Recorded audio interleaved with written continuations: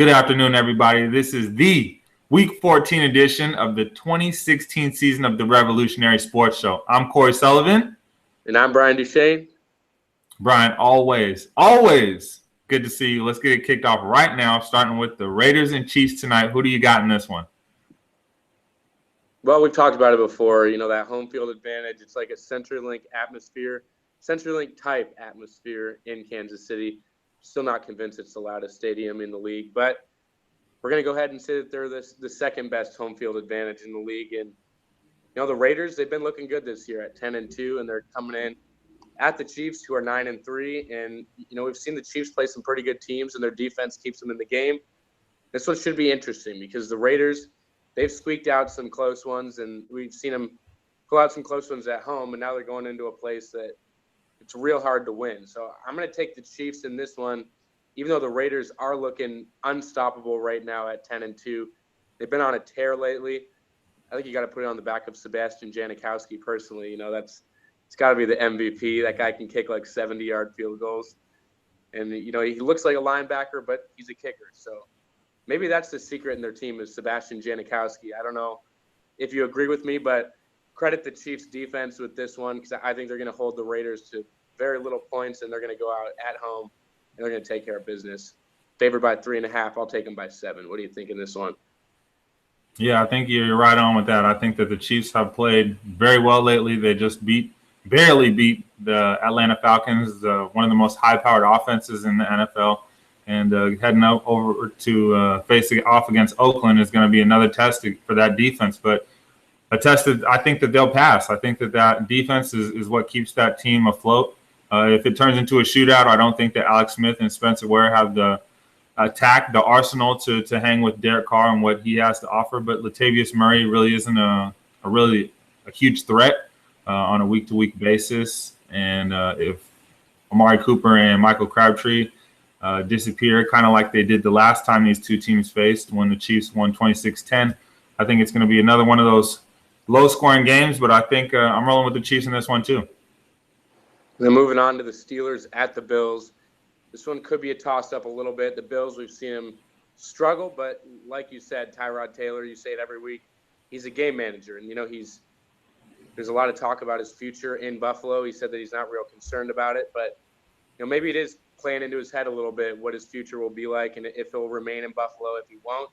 But he's going up against the Steelers. The Steelers will be on the road, so that'll work well for the Bills. But looking at it, Ben Roethlisberger coming off that injury, and he's starting to get his rhythm back. And then you have Le'Veon Bell, Antonio Brown just backing it up. And Steelers have been missing a couple of the receivers all year, Marcus Wheaton, and, you know, they just not really had that real solid receiving core. But they've had guys come up and just come out of nowhere, and they're working with what they got. Antonio Brown, he's always going to get double, triple coverage whenever he's on the field. He's a baller, and I don't know if you could say he's the best receiver in the league. I know it's probably up for discussion, but Le'Veon Bell, I'd probably say he's one of the best running backs in the league to go with one of the best receivers in the league. And although they don't have a complete receiving core, I think those guys alone can just go out there and take care of business along with Ben Roethlisberger. And they're going up against the Bills, who Robin Rex Ryan, you know, it was all fun and games at the beginning of the season when they were winning, and now all of a sudden they look panicked. And I think the Steelers are going to pull this one out. They're 3-point favorites, and although they are on the road, I'm taking the Steelers all day in that one. Yeah, it's going to be rough for the Bills to come out and beat the Steelers. They've struggled against some of the top teams in the league. They lost to the Raiders, Patriots, Seahawks. Against these playoff caliber teams, they just haven't had enough juice. And right now the Steelers pretty much tied kind of with the lead in their division with the Ravens and are just, you know, one game or a win by the Steelers and a loss by the Ravens from being, you know, the top of that AFC North. And they just have a lot of firepower. They're playing really well right now. Le'Veon Bell, you wouldn't even know that he missed the first 3 games of the season. If you look at his stats, he's up there with the league leaders, as he usually is. He's one of the best, most prolific playmakers in the game. Ben Roethlisberger, one of the most clutch, I don't want to say legendary yet quarterbacks, but very good, very, very good quarterback. And Antonio Brown, arguably the best wide receiver in the game right now. So it's going to be a rough game for the Bills. Like you said, they've struggled, and they haven't played particularly well outside of LaShawn McCoy. There hasn't been a go-to guy in the passing game. Robert Woods had a great game against the Seahawks, and he's kind of tailed off and disappeared. Sammy Watkins is nobody knows if he's back. Is he going to play? Is he really back, or he's just a name brand that's on the field? So we'll really see as the season comes to the last quarter to see what Tyrod and Sammy Watkins and some of those other guys can do. But as of right now, the Steelers really got it rolling ever since they had that slip up in the middle of the season, that 4-game losing streak. They're back on pace to get back to the playoffs, and I think that they're going to win this one easily. Now they're moving on to the Broncos at the Titans. Titans 1-point favorites in this one. And the Titans have been kind of hot and cold this year. They'll go out and they'll tear up a team, and then next week they'll get blown out. And at 6-6, it's kind of up in the air a little bit. I know you're a big fan of Marcus Mariota. Which Marcus Mariota is going to show up? Is he going to be gunning deep, and is their offense going to be firing on all cylinders, or is it going to be the team that goes out and just gets blown out? I know you picked them some weeks, and then they've gotten blown out by 30. So we never really know which Titans team is going to show up, but this week they're at home. Although they're 6-6, they're up against the Broncos, which Paxton Lynch, Trevor Siemian, whoever really is starting at quarterback, they're not looking super good. They are 8-4 though, and you got to credit them for keeping their record up. They're likely a playoff team, even though I don't think either of us are really sold on their quarterbacks or really their running game. So I think their defense is going to have to keep them in the game. Although the Titans have the worst record in this one, I'm going with the Titans at home. I'm going to stick with that line of Titans by 1, but I'll say they win this one by 3. What do you think in this one? Yeah, I'm going to have to roll with you and go Titans at home. It's tough to see a 6-6 team beating an 8-4 team, but with Paxton Lynch, didn't play well at all last year, 12 or 24, just barely over 100 yards passing, and they beat the Jags, who it seems everyone can beat the Jags nowadays no matter what the quarterback puts up. But very unimpressive stats. Demaryius Thomas, very invisible, for lack of a better word. Not particularly his fault, but, the quarterback situation, the running back situation, there's not a whole lot the offense has to offer. The defense, arguably one of the best, maybe even the best in the league if that offense could move the ball, but it just simply can't. And, with the AFC team that's really coming into its own, the Tennessee Titans have been bad for quite some time now. Marcus Mariota's taken over that offense. And DeMarco Murray, no slack either. He's, putting up touchdowns on a regular basis, making that run game something that teams have to focus on. And Rashard Matthews, not the greatest receiver in the game, but he's been the most consistent for that offense. And Marcus Mariota just makes it happen. He does week after week, and this is an important game for both teams. Right now, surprisingly, at 8-4, the Broncos are holding down the very last wild card spot. It's crazy. And then the Titans, they're tied for the lead in the AFC South. So they both need this win. They both need to continue to win to make it to the playoffs. And I just think that with the way that the Broncos offense is working right now, it's not enough. No matter what the defense is doing, no disrespect to the defense, it's playing up there with the Seahawks and those other top defenses in the league. But Marcus Mariota is going to find a way to score more points. And DeMarco Murray are much more of a threat to a defense than Paxton Lynch and any running back that the Broncos don't have right now. So I'm going with the Titans in this one as well. And then we have a pretty good matchup. It could be an interesting matchup. Washington, the Wallabies at the Eagles. We're going to call them the Wallabies due to their actual team name. We're going to go with the Washington Wallabies at Philadelphia Eagles. Eagles 5-7. Washington 6-5-1. And everybody thought the Redskins were set up to be Super Bowl champions. They were looking unstoppable for a few weeks there. Now all of a sudden they've come back to earth. And you see Kirk Cousins. He is just an average quarterback. I know you're not a huge fan of Kirk Cousins, and he actually was, like Tyrod Taylor, managing the game very well at one point in the season, and they were moving. And then they lost Jordan Reed for a game, and now without his red zone threat, without that end zone threat that can always get open, he just didn't look like himself. And then you got the Eagles on the other side. I don't know what happened to the Eagles. They had a good start. I believe they were 3-0. Now they're 5-7, so they're not looking too good. And that Bengals game was absolutely terrible if you were watching that game. I was watching it on Red Zone. That was awful. Carson Wentz, I don't know what he was doing out there, looking like a chicken with its head cut off trying to throw a football. So, I don't know what the Eagles' deal is. Both these teams just looking not very good at this point. But from what I saw from the Eagles last Sunday and from what I've seen from the Eagles this season, I'm going to go with the Wallabies in this one. I had to think about that, but I called them the right thing. I called them the Wallabies. Who do you got in this one? Man, I appreciate you calling them the Wallabies. The Wallabies quarterback, Kirk Cousins, I've been very critical of him all season long, and he struggled these last couple of games, especially in crunch time. Just not very good.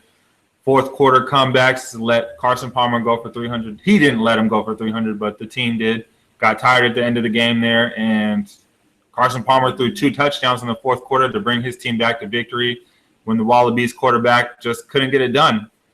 One of his drives stalled out, and they got a field goal, and then he threw a pick to Patrick Peterson to really end it. And the week before, it kind of the same deal. You know, almost 7 minutes left in the game to bring his team back, and just takes too long on the drive. It's something that he needs to work on.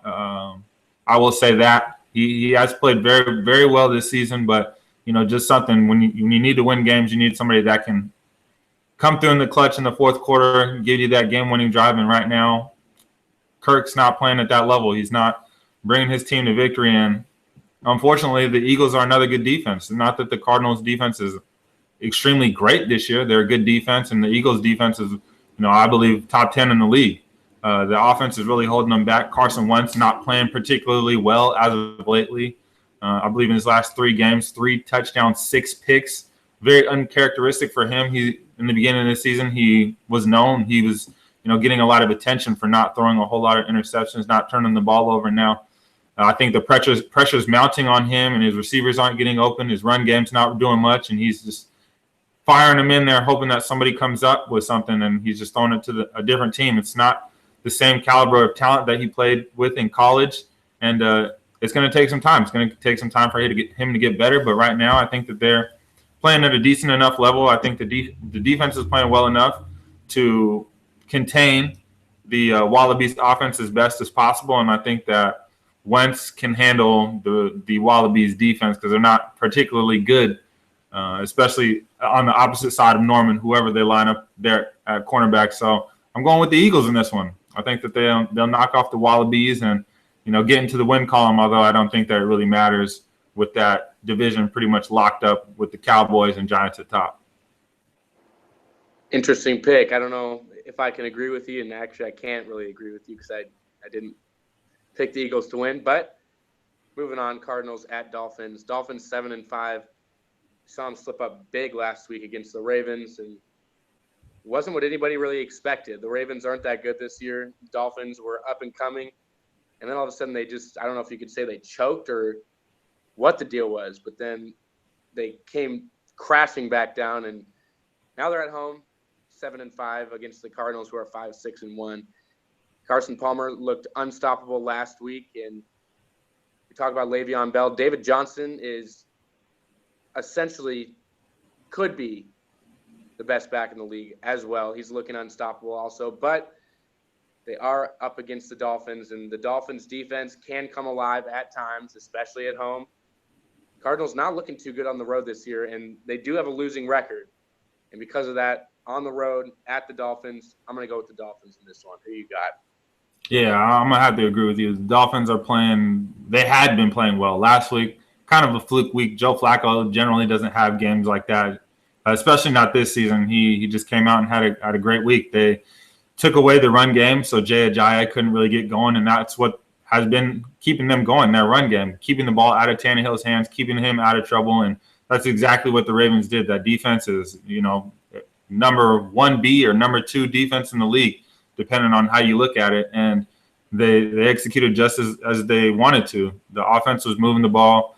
They were shutting down Tannehill, and Jay Ajayi didn't have a chance to get going. I think that the Cardinals' defense isn't the same caliber as the Ravens. I think Jay Ajayi at home, they play a lot better. The Cardinals do not play good on the road, 1-4 this season. And Tannehill, I mean, we know that you can't rely on him to go throw for throw with another quarterback. But if they can get back to their game, which had them at a 6-game winning streak, I think that they can handle the Cardinals. And the Cardinals, I mean, they really don't have anything to play for while the Dolphins are still kind of playing for something. So I'm going with the Dolphins in this one.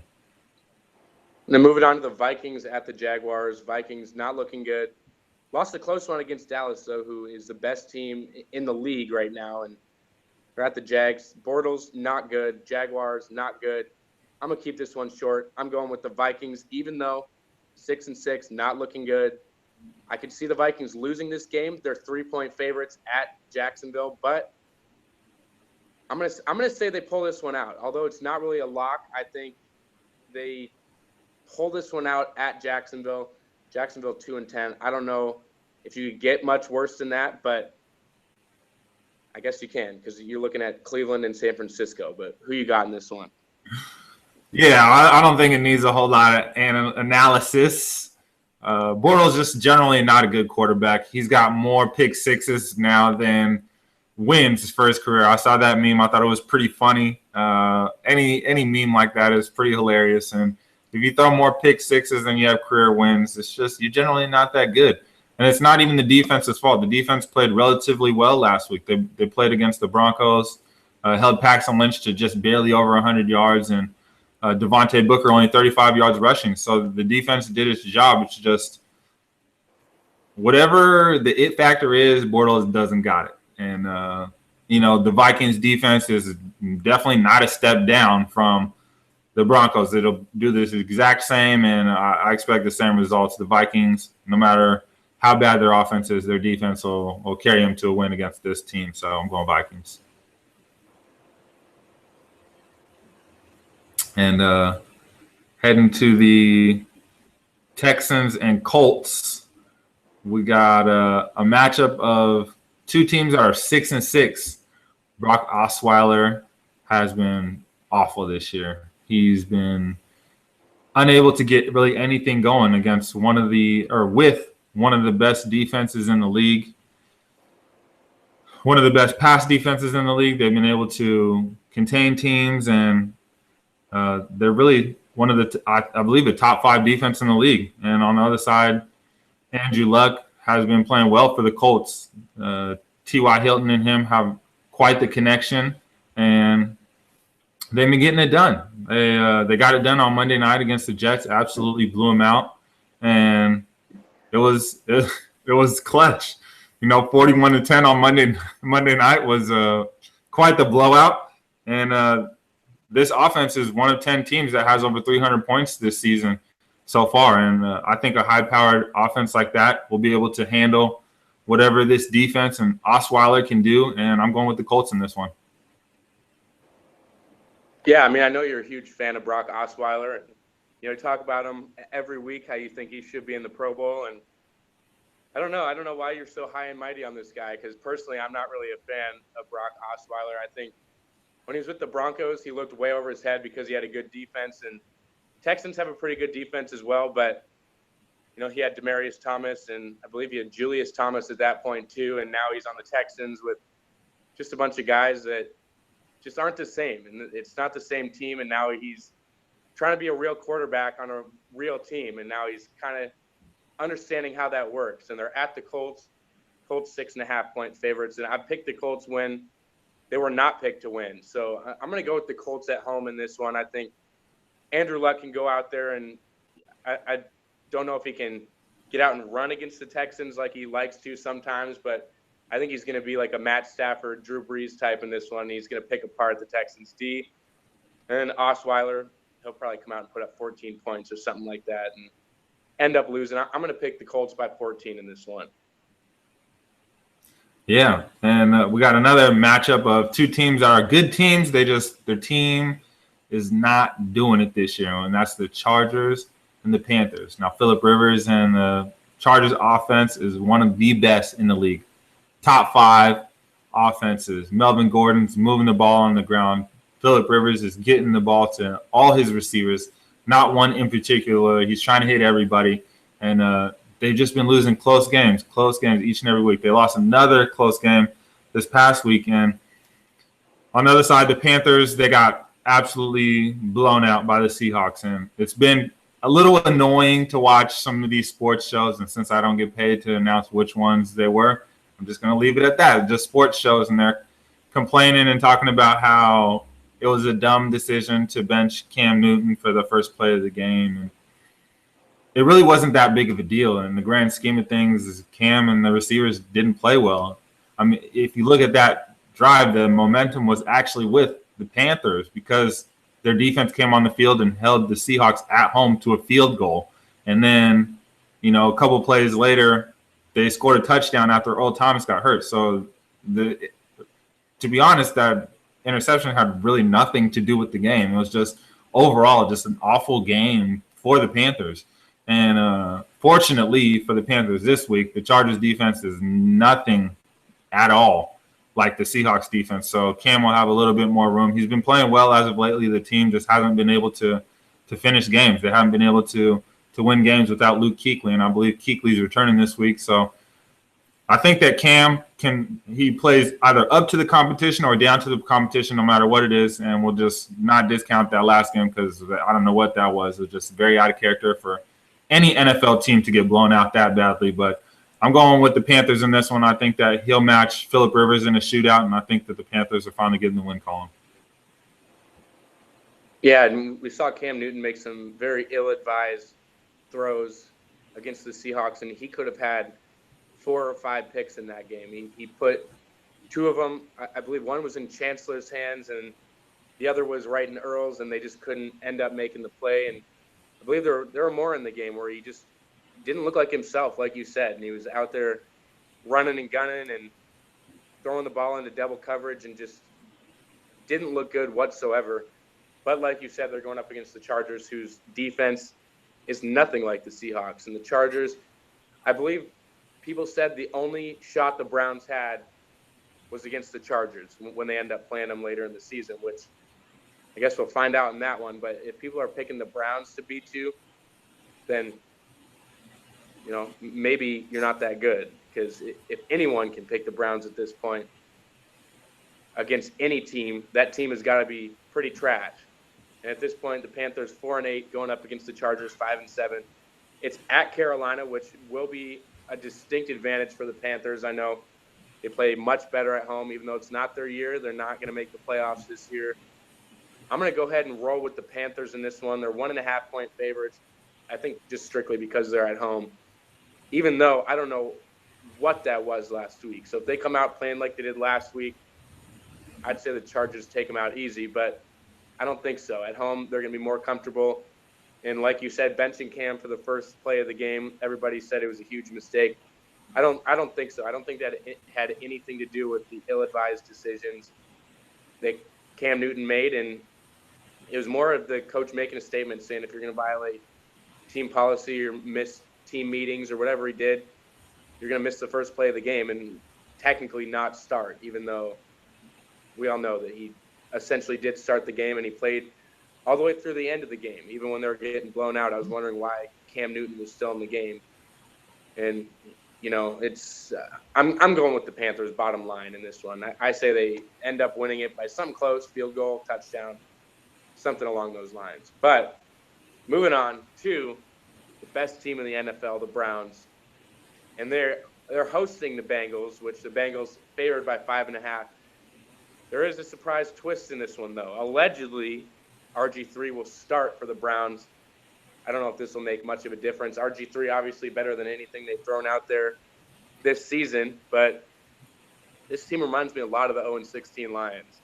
0-16 Lions started 4 quarterbacks that year, and the Browns are essentially just trying to do whatever they can to win one game. And even if they win one game, I still think they're going to get the number 1 pick. But can the Bengals do it? Can they go into Cleveland and steal a win from them? 12 teams have already stolen wins this year from the Browns, and there's only been 12 weeks. So I'm going to go with the Bengals, especially with their performance last week. I say they go in and, it's not really – I wouldn't consider it a real road game because you could probably just take a bus from Cincinnati to Cleveland. It's not like you got to take a long flight. It's not a Seattle to Tampa Bay or anything like that, or Seattle to Carolina. It's a pretty decent bus ride from Cincinnati to Cleveland. I'm going to go ahead and take the Bengals in this one, although Andy Dalton, not really a huge threat by any means this year. A.J. Green still injured. I say the Bengals still do it, and I think RG3 is going to be in for a world of hurt. I think the Bengals defense is going to tear them apart. What do you think in this one? I think that this is their only opportunity to get a win. I don't know who said that they could beat the Chargers, but there's no way that defense is hanging with the Chargers offense. But this is it. I'm going with the Browns. I think that with RG3 back, Corey Coleman's finally getting his game legs under him. And that defense is not – I mean, it's bad. But it's not as bad as it was. Jamie Collins was a big addition to that defense. And I think they have enough pieces. They have enough pieces to get a win. The Bengals do not have A.J. Green, and that's their offense. He's been their key aspect this whole year. And I think without A.J. Green, the Bengals are just as bad as the Browns are. So I'm going with the Browns. I think that they really don't have anything to play for. They're just playing for heart. And I think RG3 is playing for something. He's playing for his career. The Browns may go quarterback unless he has a great last quarter of the season. We'll see if he can maintain his health, but I think that he needs it more than anyone else does, and I think that they'll win. I don't know what it is that's gonna, the Bengals played well last week. They blew out the Eagles, and all signs obviously are always pointing to the Browns being an 0-16 team, but I'm rolling with them. I'm going with the Browns, and I guess if I get a loss, I'll take the loss, but if I get a win, hey, I'm taking it. So go Browns. Man, I picked the Browns once this year, too. It didn't work out well for me. Although it might look like a favorable matchup, I'm advising you. You can still change your pick if you want. I personally, I don't know if you want to change it or not, but I think you should reconsider. No, I'm rolling with it. I believe in RG3. It's burned me a couple of times ever since his rookie season, but I'm going with RG3. I believe in him. I believe he's going to be back. And Corey Coleman, I'm telling you, people have been sleeping on Corey Coleman. He's going to be a really good receiver, so I'm going with them. But to a matchup that you might like, the Bears facing off, heading to Detroit, I believe. The Bears obviously not very good this year. Detroit obviously looking like a playoff team without Megatron. Who do you got in this one? Well, the Bears beat them last time, but that was in Chicago. The Lions are a different team at home. Lions 8-4. They're half game behind the Seahawks for the number 2 seed and the first-round bye. That's going to be huge. Whichever team comes up with it, it'll be absolutely huge for them because it's a first-round, well, actually like a second-round home playoff game because you get a first-round bye and then you get somebody coming in there. It's more of a momentum thing than anything. You go in there, you get to relax while the wild card rounds are playing, and whether it's the Lions or the Seahawks, I hope it's the Hawks because personally I'm a little bit bigger Hawks fan than Lions, but still love them both. And when it comes down to it, Bears going into Detroit, I think the Lions are going to get this one. Stafford tore it up last week against the Saints. Saints have a horrible defense. Bears not much better, but I kind of expected Stafford to go out last week and just tear up the Saints defense, but I didn't expect Detroit's defense to step up like they did. And now I think they're getting it together. Big Play Slay has those guys all in shape, running around, getting picks, and that defensive line is actually getting some pressure on the quarterback now. You see Ziggy Ansah, guys like that on their defensive line finally coming out and playing well, and they're actually a threat this year. Defense, offense, firing on all cylinders. Bears, still terrible. I'm going to go with the Lions. They're 8-point favorites at home. I'm going to say they win by 14 in this one. And by the way, the Lions snapped that streak last week of winning or losing by 1 score every week. They won by 2 scores last week. So going with the Lions, and it would be huge if the Seahawks could beat the Packers and the Lions could get a win up against the Bears because I think the Packers are more of a threat to win the division at this point than the Vikings. Lions already have that tiebreaker with the Vikings. So if the Hawks can beat the Packers, Lions beat the Bears, the Lions will be rolling downhill from there. What do you see in this one? Yeah, with the Cowboys pretty much locked up the home field advantage, maybe a game or two away, it's really down to that second first-round bye, and that ties, it's coming back to haunt the Seahawks slowly but surely. So with that being said, the Bears, I don't really know why they won last week. It was just a not smart business decision by all parties. If they would have lost to the 49ers, they would have taken over that number 2 spot, and they're not really going anywhere this season, so they might as well just play for the draft pick. And they, instead of taking the number 2 pick, they won the game for some apparent reason, and now they're currently slotted at the 5th pick. So they need a quarterback. They need a whole lot. It would have made way more sense to lose the game, be the number 2 pick, potentially trade it if you don't want the number 2 pick, if you don't want to pay the quarterback or whatever you're picking at the number 2 spot, because maybe the quarterbacks aren't very good this year compared to some of these other years, and maybe somebody's holding out for a Lamar Jackson in a couple years. It looks like the Jags could be in line if they continue to roll with Bortles, but that's neither here nor there. The Bears, I'm not sure why they won last week, but I don't think it's going to happen this week. Not much analysis on the Lions. They're a good team. They need to get a running game before the playoffs started because they're not going to be able to not have a running game against these playoff teams. But yeah, they just need to work on their run game, and I think this is going to be an easy game for them. I sure hope so. And then moving on to the afternoon games, Jets at 49ers. This one, an absolute sleeper. I don't know if Red Zone should even show this one. I might ask for a Red Zone refund if they keep showing the Jets at the 49ers in this one. And Jets 3-9, 49ers 1-11, a combined 4-20 between 2 teams. I don't know if you could get much worse unless you combine 49ers and the Browns. But talking about number 1, number 2 draft picks, 49ers, they're still in contention for that number 1 pick. And whether it's a 1 pick or a 2 pick, I think they're going to get it. Both 1 or 2. I don't think they're going to move up much higher than that. And at this point, although the 49ers are favored by 2.5 at home, I think the Jets will get them for some reason. I don't know why, because they just keep cycling through quarterbacks, and then whoever's healthy, Ryan Fitzpatrick just being a moron out there and trash talking the team, and then they have to go back to him, and just looks like a mess in New York, but it's an even bigger mess in San Francisco right now. And I don't know what is going on between either of these teams. Probably just, it's like Oscar the Grouch. They're both just living in the trash right now. And I'm going to go with the Jets in this one, even though the 49ers are favored by 2.5. What do you think in this one?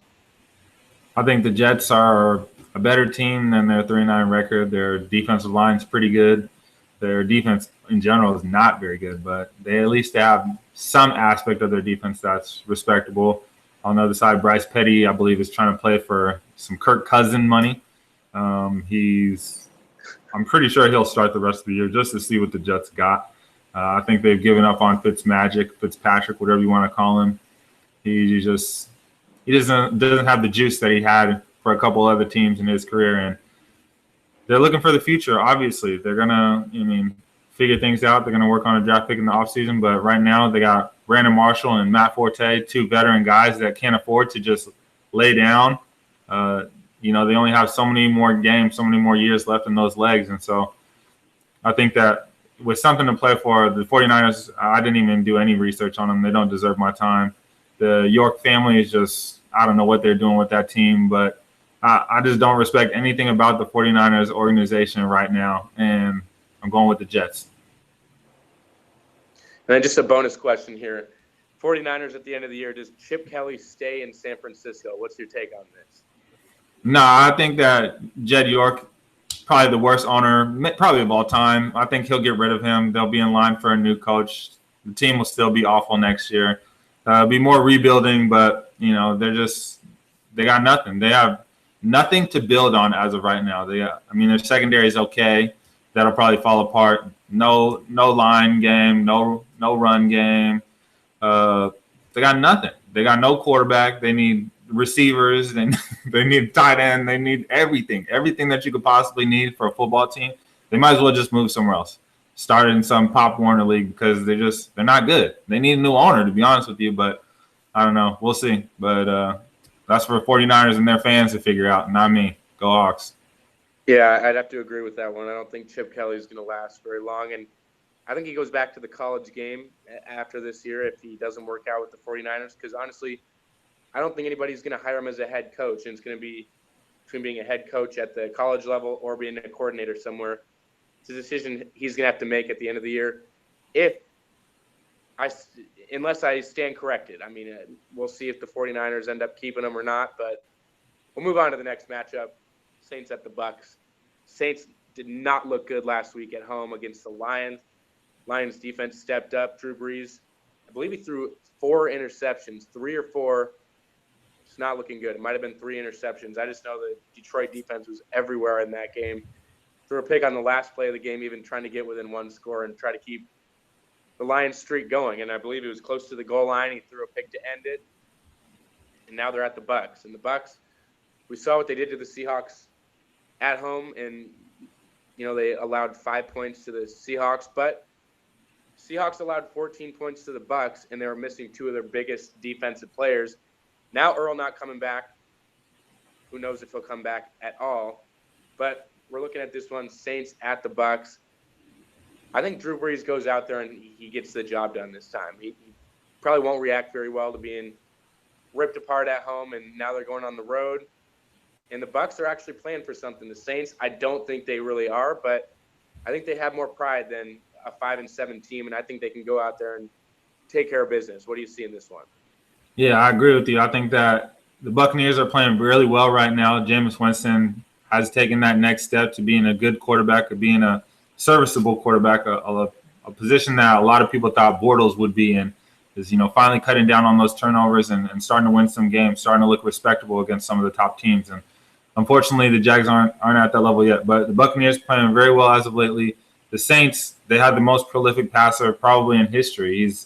He gets the job done week after week, and unfortunately, Jameis Winston and the Buccaneers haven't been in this position yet. They're closing down the season, the last quarter of the season, and this is when teams really get that final playoff push. And the Bucs just, unfortunately, they haven't been there yet. This is one of those years where it takes to learn, and all the good teams go through it. The Steelers went through it, the Seahawks went through it, and I think that Drew Brees, he's a proven winner. He's been there before, and although his team's probably not as talented on the defensive side of the ball, they have the most prolific passing game in the NFL, and I think that they'll be able to win a shootout against Jameis Winston, who has just been managing games, hasn't really been shooting it out with anybody recently. But I think that Drew Brees will win this game and make the NFC South interesting as we close out the season. And then moving on to your boys, the Rams, hosting the Falcons. Falcons 6-point favorites in this one. Falcons 7-5, Rams 4-8. And I don't know if we should be worried about the Rams coming in to CenturyLink. We saw them beat the Hawks twice last year, and they always just seem to be a better team against the Seahawks. But unlucky for them, they're not playing the Seahawks this week. They're up against the Falcons, who have a great quarterback, Matt Ryan, who just likes to run and gun, looking downfield for Mohamed Sanu. And I don't even know if Mohamed Sanu will play in this one. I heard that he was injured and he may have been limited in practice, but then you have Julio Jones on the other side of the field who's just looking unstoppable still. And with a guy like Julio Jones up against the Rams defense, although the Rams are at home, I don't think they take down the Falcons. And actually it would benefit the Seahawks if the Rams did beat the Falcons in this one, because the Falcons are still kind of in that chase for that number 2 spot. And although the Seahawks have that tiebreaker with them, they could move up to 8-5. Seahawks have 8 wins. If they were to slip up, Falcons would be right behind them. But I'm going to say the Falcons go ahead and win this one at the Rams, just because I'm not sold on the Rams. And, they go with Jared Goff, and they give him the ball finally. And I don't know.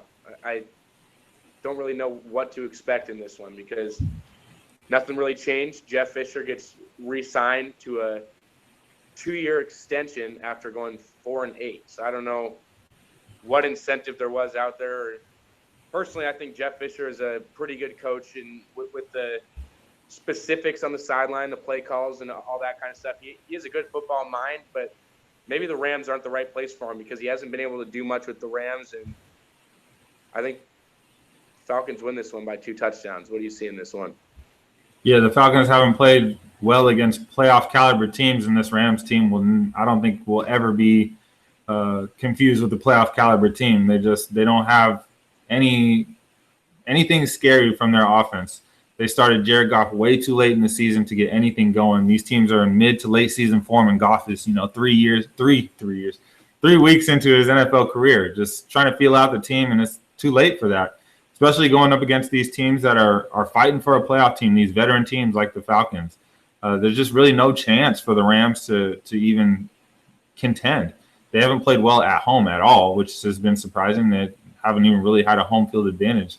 couple weeks ago, I went to the Dolphins game, and I felt like I was in Miami with as many Dolphins fans were there. It was wild. But this is another one. Julio Jones, the team goes as he goes, and he's going each and every week. And I don't see that the Rams defense stopping him. And with, if not the number one most prolific offense in the game, that would be Drew Brees and the Saints. But they're top three. I think the Falcons just moved the ball down the field. Matt Ryan not making many mistakes. And I really don't know why the Rams re-signed Jeff Fisher. I'm sure there's a ton of guys out there that want that Rams job.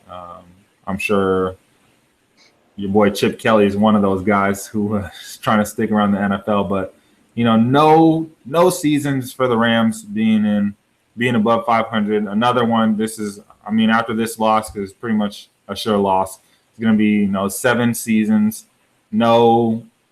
This is the 6th season, no 500 record.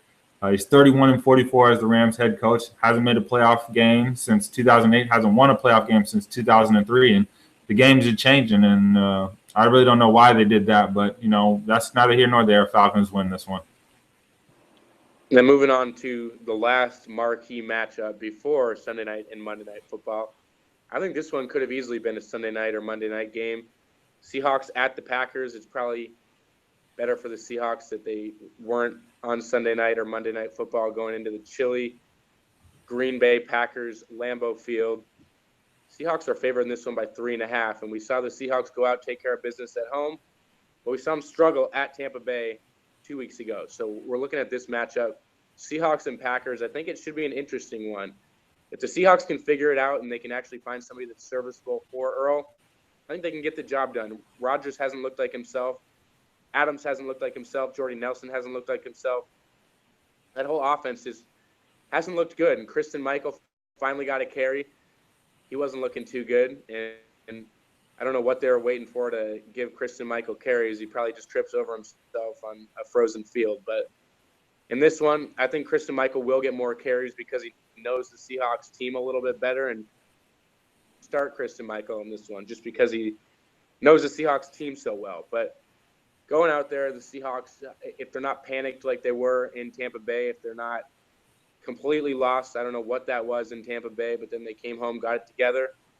And if they can figure out Aaron Rodgers, which I think the Seahawks defense can do, I think the Hawks go out and win this one. I think it's actually going to be a decently high-scoring game, and I think the Hawks get them, I'm going to say 30-23. What do you think in this one? I think the Hawks have it in them to absolutely blow this team out, and it really just depends on what Hawks team shows up. They play down to their opponents. Against playoff caliber teams, they play great each and every time. They went into Foxborough and knocked off the Patriots and picked off Tom Brady for his only pick of the season. But, then you look at the game against the Cardinals, and they managed 6 whole points, including in overtime. You go to the Saints' house where they just got blown out by the Lions, and you lose that one. You go to Tampa Bay, you lose against the Bucks. Now, all these teams are fairly decent. I think the Buccaneers is a fringe playoff team, but I don't think that they'll make the playoffs. I don't think that they're at that level yet. And then you look at the Rams. They lost to the Rams in the beginning of the season. And, you can say there's a bunch of excuses, and Russ was hurt, and, now we're missing Earl, and this, that, and the other. But the bottom line is we usually just generally don't play the same that we do on the road as we do at home. Now, with that said, the Packers' defense has been atrocious, so it shouldn't be a problem for Jermaine Kearse and the rest of the offense to get open. Lockett's been playing well as of recently. He's getting healthier, I believe. Nothing major with his knees or anything like that. So I think that with the Seahawks and the one dimension of the Packers' offense, I think that they'll be able to contain anything that Rodgers has to throw at them. Christine Michael had never scared anybody when he was on the Seahawks, and I'm sure the last thing that the Seahawks are scared of is what Christine Michael can do in the run game. So Cliff Averill and Mike Bennett will be able to pin their ears back, just blitz every single time. I'll be excited to see Bobby Wagner get a couple blitzes in and get in there and sack Rodgers. And I think that Russ, he's got some bulletin board material. Russ is a guy who I don't think ever gets upset, but when that last year when the Packers came and beat the Seahawks early on in the season, and Rodgers ended the interview with, I guess God was a Packers fan tonight. It's going to be, I think Russ holds on to stuff like that. So I think Russ is going to make it a point to come into Lambeau, put it on him, and then I think he's too classy of a guy to come back with some smart stuff to say. But I believe that Russ is one of those guys that will remember that for the rest of his career. So I'm going with the Seahawks in this one, as always. Then if Russell won't say it, Richard Sherman will step up and say it for him. But moving on to the Sunday night game, Cowboys at Giants. Cowboys 3.5-point favorite.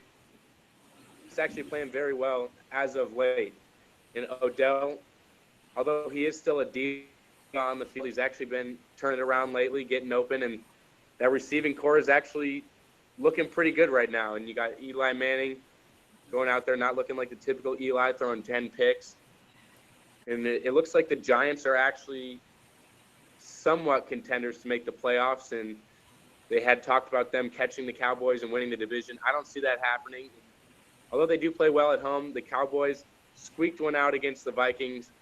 The Giants, I think they can come out there and actually put up a fight against the Cowboys. And I believe the Giants beat the Cowboys last time they played them, and the Cowboys have one loss on the season, and that's to the Giants. And if there's anybody that can beat the Cowboys right now, it would be the Giants. The Cowboys faced the Lions last game of the season, and that could be another good one. You got some passers in the game and a defense that's up and coming with Detroit, and I think the Giants defense looking pretty good as well. And it's really hard for me to pick this one, but I'm going to say the Giants get this one at home. And I don't know why I'm picking against the 11-1 Cowboys, but I think the Giants can do it. And I think it's a divisional matchup. Those divisional matchups are always really key and just really interesting. And I think the Giants can pull it out at home. What do you see in this one?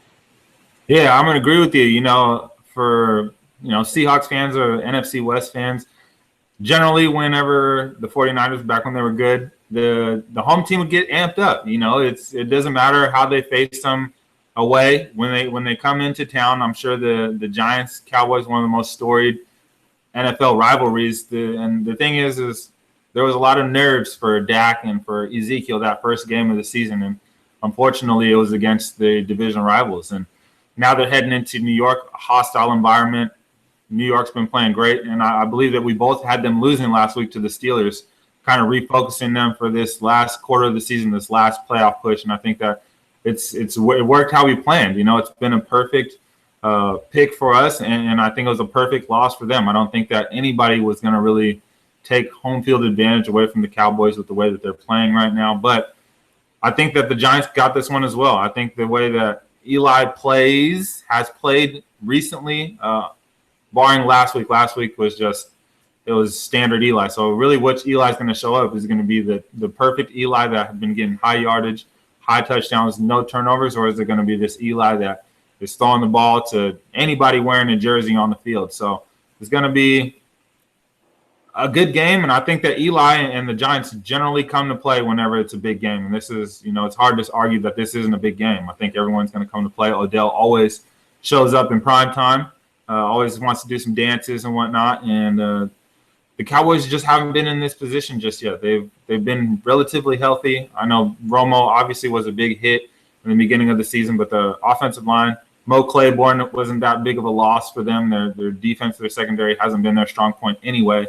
But they've just been able to outscore opponents, been able to hold the time of possession. And the Giants' defense is a good defense. They've been able to shut some good teams down. They've been able to hang with playoff caliber teams. And even in their losses, they've kept games close. And this is going to be a good Sunday night game. And I think with all that said, Odell and Eli is just going to be too much for the Cowboys. And they're not ready for a primetime game like this late on in the season. I think they will eventually, but just not yet. So I'm going Giants in this one. And then our final matchup of the week, we got the Ravens at the Patriots. Patriots 7-point favorites in this one. I already know who you got, which is going to be a little bit surprising to some of our viewers, but Rob Gronkowski likely out for the season, and that's going to be a big hit to the Patriots team. And Martellus Bennett, he actually was stepping up against the Seahawks, and we've seen him step up in other scenarios, but the last few games he hasn't really been their all-star on the team. And Tom Brady looking like that MVP like you mentioned, and it's going to be interesting to see. The Hawks got a win in Foxborough, but you got the Ravens going in there. The Ravens played a great game against Miami last week, and they just Flacco actually picked apart that defense, which surprisingly, Joe Flacco is not really one of my favorite players. He's not elite whatsoever, and then he goes out there. He looked elite last week, so it was pretty crazy. But the Patriots, although they don't have Gronk, I think it'll be a closer game than 7 points. I say the Patriots pull this one out by 3 in this one, but go ahead and give your explanation as to why you think the Ravens will win this one. I'm going with the boys, the Ravens. They're just a lot dirtier, a lot grittier. And you remember the last time a good defense went into Foxborough and handled the Patriots, the Seattle Seahawks did it, and the Ravens defense isn't very far off from the Hawks. It's a lot of the same. They do a lot of shutting down. They blitz. They get picks. They create turnovers. And without Gronkowski, this offense for the Patriots isn't that impressive. Yeah, they've been able to win as of recently, but they also haven't played very good teams. They played the 49ers, the Jets, and the Rams. I'm pretty sure any playoff team could beat those 3. And so this is their real first test. This is the real first test against a good defense since they played the Hawks. And do the Patriots have the ability to beat the Ravens? Yeah, absolutely. The Ravens haven't played that well on the road.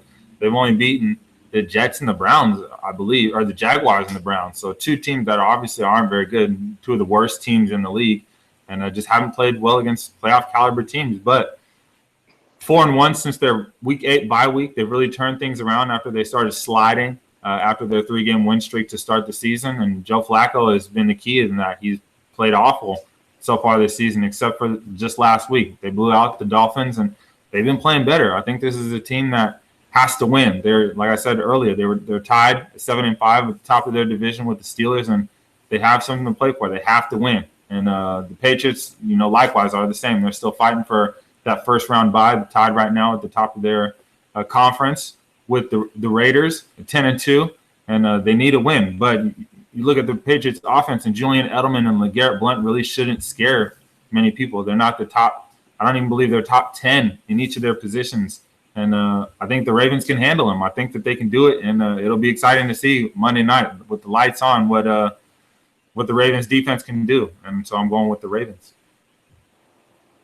Interesting pick. It's going to be interesting to see what happens with a lot of these games. And a lot of good matchups outside of the Browns and Bengals and 49ers and Jets. But for the rest of them, I'll be excited to watch NFL Red Zone, see what happens during the day, and then switch over to the Seahawks game later on. But we'll see what happens in that one. That wraps it up for the Revolutionary Sports Show this week.